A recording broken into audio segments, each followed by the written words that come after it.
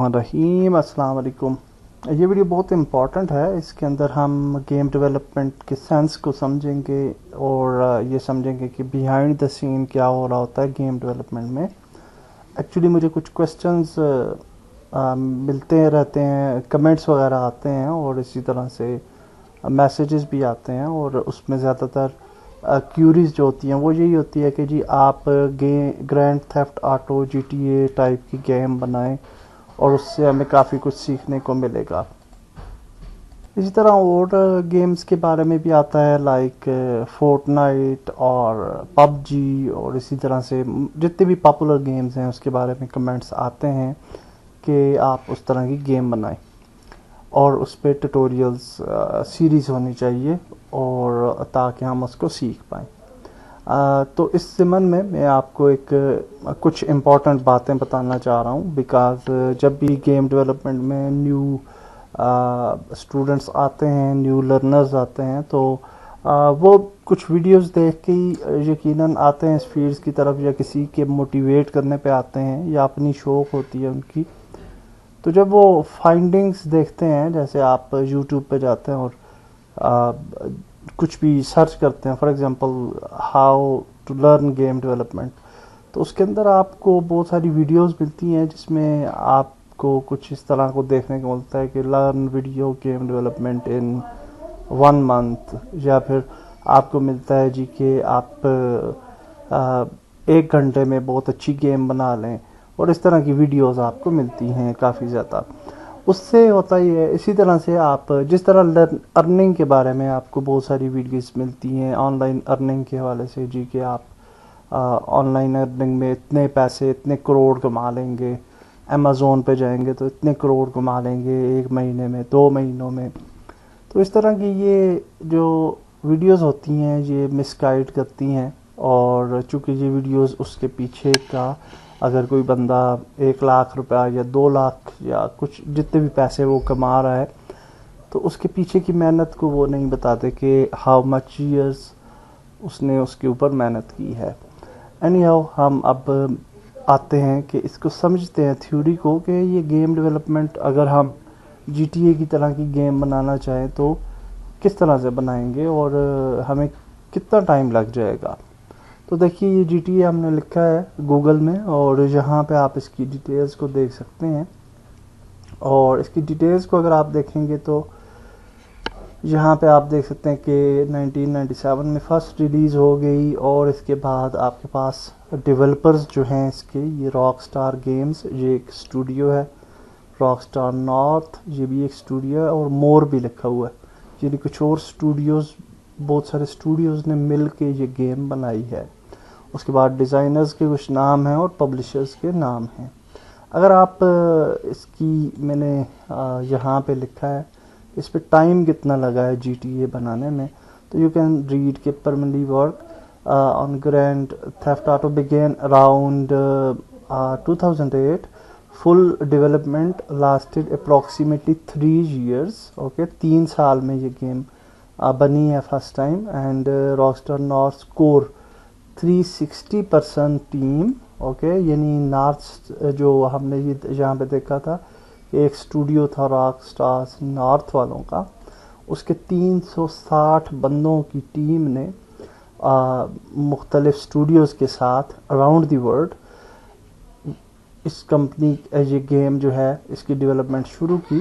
And full team was over 1000, okay, यानी GTA को बनाने के लिए 1000 लोगों से ज़्यादा लोगों ने पार्टिसिपेट किया, और फिर ये गेम 3 साल में बनी। तो मेरे भाई, एक आदमी फिर किस तरह से ये GTA बनाएगा, आप खुद सोचें। तो अगर हम स्क्रैच से एक ट्यूटोरियल में शुरू कर दूं, फॉर एग्जांपल GTA बनाने का, तो वो तो फिर जाके कहीं 30 साल बाद ही कंप्लीट होना है उस कोर्स ने, ओके, क्योंकि इसके अंदर इन डेप्थ बहुत सारी चीज़ें हैं जो कि मैं एक्सप्लेन नहीं कर सकता आपको। तो अगर आपके पास कोई स्टूडियो, यानी आप इस तरह की आउट क्लास गेम बनाना चाहते हैं, डेफिनेटली अभी तो टेक्नोलॉजी उस वक्त इतनी एडवांस नहीं थी, इतने स्टूडियोज़ और टूल्स नहीं थे, 1998 में। अब तो बहुत सारे टूल्स और जिद्दत आ चुकी है, तो अगर आप फिर भी आपको काफ़ी टाइम लग जाता है इस तरह की जो है वो फ्लॉलेस गेम बनाने में। आपने अक्सर देखा होगा कि ग्रैंड थेफ्ट ऑटो में अभी जो नई इसके आ रहे हैं सैन एंड्रियास या कुछ और वर्जन्स, मैंने ज़्यादा नहीं खेली, तो उसके अंदर विजुअल्स बहुत अच्छे हैं, ग्राफिक्स बिल्कुल रियलिस्टिक आपको लगते हैं। तो वो रियलिज्म के साथ अगर आप उस गेम को प्ले करते हैं तो उसमें आपको कोई लैग नहीं मिलता, वो बिल्कुल रुकती नहीं है, बिल्कुल स्मूथ चल रही होती है। अगर हम उस तरह के ग्राफिक के साथ यूनिटी में या अनरियल इंजन में गेम बनाएंगे तो वो हरगिज़ उस तरह स्मूथ नहीं चलती। उसकी वजह ये होती है कि ये वाले जो स्टूडियोज़ होते हैं इन्होंने सिर्फ इनके जो गेम इंजन्स हैं वो कई दफ़ा अपने गेम इंजन्स होते हैं इनके, और या फिर ये दूसरे गेम इंजन्स को भी यूज़ करते हैं, और कुछ टूल्स जो हैं इनके पास स्पेसिफिक होते हैं जो कि इनकी कंपनीज ने खुद बनाए होते हैं, और उन टूल्स की मदद से वो गेम को जो है नेक्स्ट लेवल पे ले जाते हैं। ओके, तो ये तो मैंने आपको एक GTA की, तो इसलिए आप कभी एक्सपेक्ट ना करें। आप देखें यूट्यूब पे सबसे बड़ा चैनल ब्रेकीज का था, और उसके अलावा बहुत सारे चैनल्स हैं, बड़े बड़े हैं, आसम टट्स का है, जिमी वेगस का, इस तरीके से बहुत पॉपुलर किस्म के हैं गेम डेवलपमेंट चैनल्स। लेकिन आपको इस तरह की कोई सीरीज़ नहीं मिलेगी कि जिसके अंदर ग्रैंड थेफ्ट ऑटो की टाइप की गेम बना दी गई हो।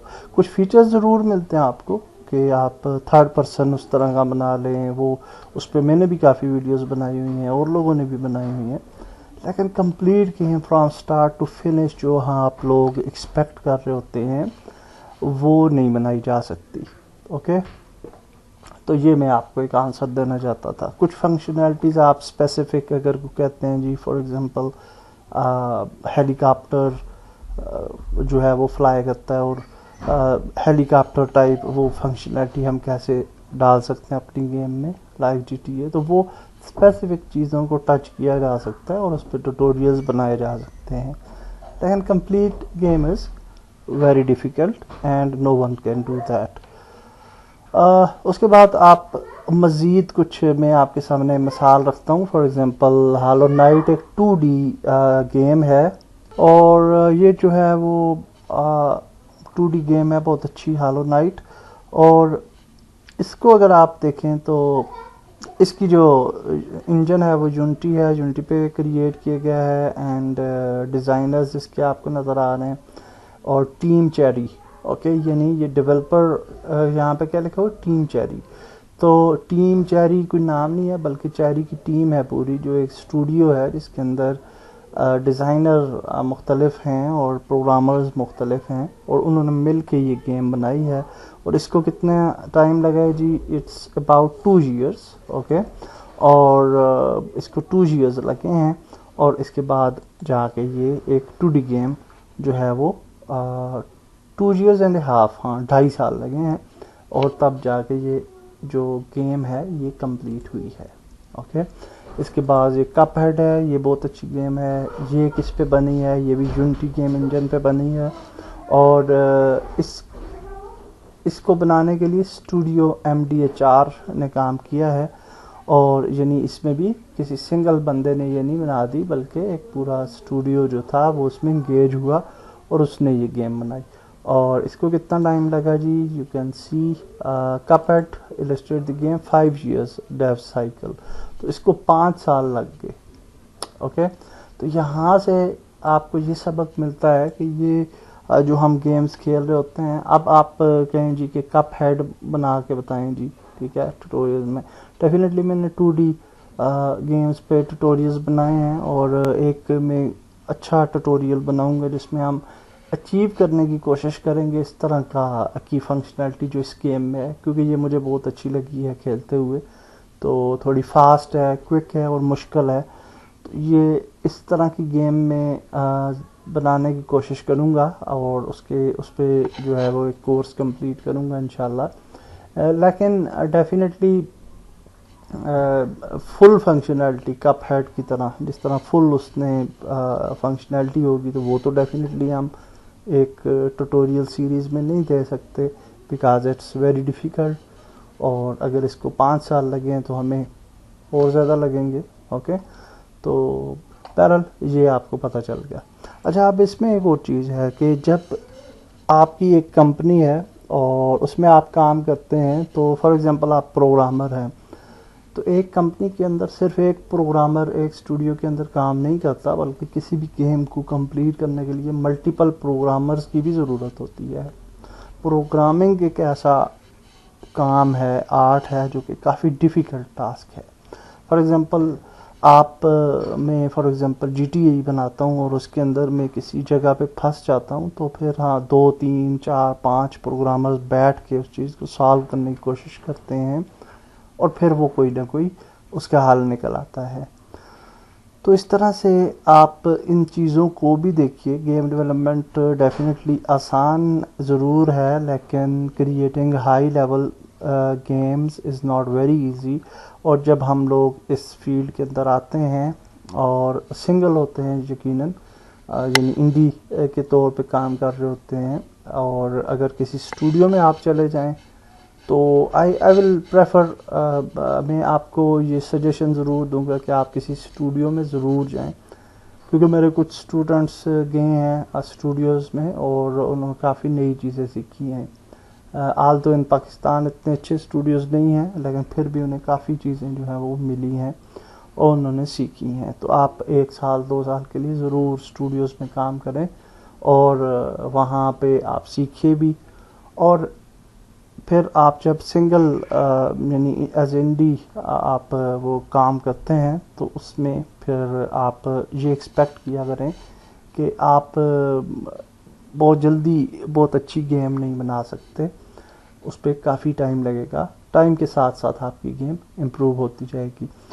सो ये कुछ बातें थी जो मैं आपके साथ शेयर करना चाहता था, ताकि आप लोगों को ये पता चल जाए, और जो लोग मेरे से एक्सपेक्ट कर रहे हैं कि full type grand Theft auto या इस तरह की कोई गेम PUBG टाइप की हम बना सकते हैं, तो वे बिल्कुल भी एक्सपेक्ट ना करें।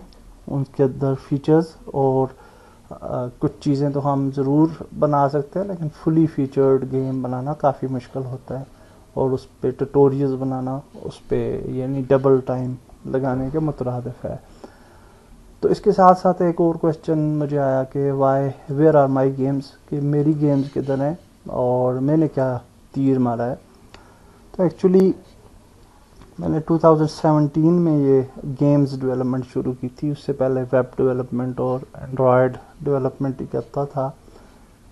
तो उसके बाद मैं बहुत ज़्यादा मसरूफ़ सा हो गया, यानी अपनी गेम पे बहुत ज़्यादा मेरे आइडियाज़ भी थे, क्योंकि मैं एक डिफरेंट टाइप गेम बनाना चाहता था, और उस पर काफ़ी गेम्स पे मैंने काम भी किया और फिर उनको छोड़ भी दिया, और बस गेम यानी अपने नाम से जो है वो मैंने लॉन्च नहीं की। अलबत्ता मैंने तकरीबन 50+ गेम्स जो हैं वो यूनिवर्सिटी स्टूडेंट्स को बना के दी, जिनके प्रोजेक्ट्स होते थे। और उसके अलावा मैंने 10 अप्रॉक्सीमेटली अराउंड 10+ गेम्स जो हैं वो मैंने कुछ क्लाइंट्स को बना के दी स्पेसिफिक, और वो उन्होंने अपने तौर पे उन्हें डिफरेंट जगहों पे जो है वो लॉन्च किया। तो अनफॉर्चुनेटली मैं अपनी गेम बना के मैंने 1-2 दफ़ा लॉन्च भी की और फिर उसको डिलीट भी कर दिया, because I was not satisfied. और मैं कोई ऐसी गेम बनाना चाहता था कि जो अच्छी हो और डिफरेंट हो। तो मेरे पास आइडियाज़ काफ़ी हैं अभी भी, और लेकिन उन पे फ्यूचर पे मैं काम करूँगा और सोचूँगा। तो that's it for this video. Next video में मिलते हैं। अल्लाह हाफिज़।